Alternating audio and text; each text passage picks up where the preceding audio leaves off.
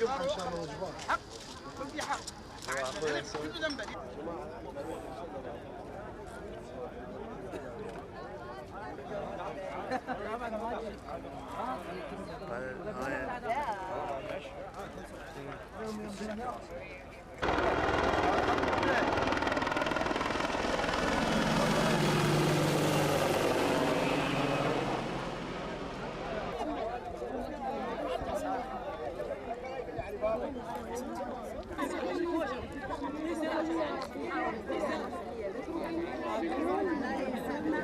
الله وكيلك كله كذي، يخلونا اذا هم صادقين يخلوها محاكمه علنيه ويحضرون اهالي سجناء.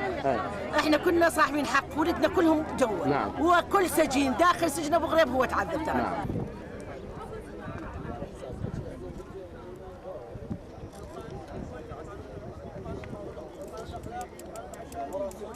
أنا أفضل إنه يواجهون اللي كانوا هنا متعذبين ويا اللي أذوهم. شوف شنو يطالبون بحكم تعويض مادي، ترى التعويض المادي ما يعوض كرامتهم اللي انجرحت واللي انفقدت.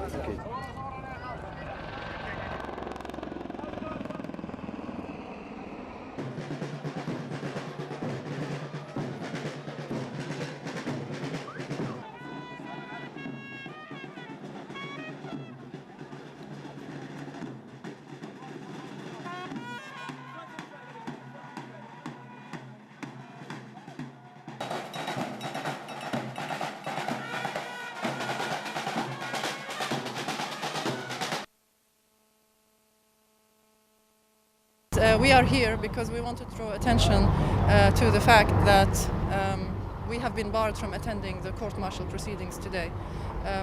In fact, all human rights groups, whether Iraqi or international, have not been allowed to attend the court proceedings today, which we find totally unacceptable.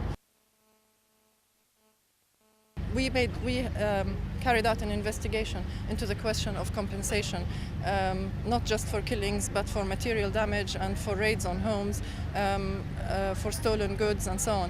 And the amounts of compensation that were given were ranged from $2,500 to further up. This is never going to compensate for the loss of life of anyone. But even with those amounts of money, there have been a lot of problems in families trying to get that compensation, partly because of lack of information and partly because it appears now that the responsibility or the onus is on them to prove or to actually state which unit carried out the raid or the killing.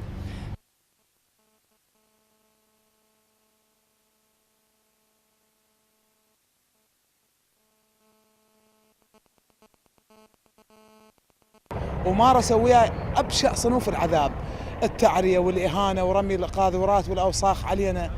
وأنا كنت ويا مجموعة كلها شيوخ مساجد ورجال كبار، شفتهم تكتف أيديهم إلى الخلف ويلعقون الأرض بألسنتهم. بس للأسف أنتم مركزين بس على سجن أبو غريب. معهد النفط العربي اللي قرب جسر المطار المثنى، شوف ايش جاي يصير بيه. بقية السجون، قصر السجدة، الفلوجة، ألف مكان عندهم دا يعذبون بيه. لا تركزون على فقط أبو غريب. أبو غريب ترى محطة بالنسبة للناس دا تلاقي صنوف عذاب. يعني أبو غريب يعتبر دار استراحة لهم. أنا أكثر ما غاضني هو اللقطات المسرحية اللي سواها رامز في اتجاهنا. لقطات مسرحية وتلويح بإيده يحاول يستهزئ بينا. وهاي جيته كانت عملية صب النار على الزيت بأنه هو انتصر ونجا من هاي المحاولة.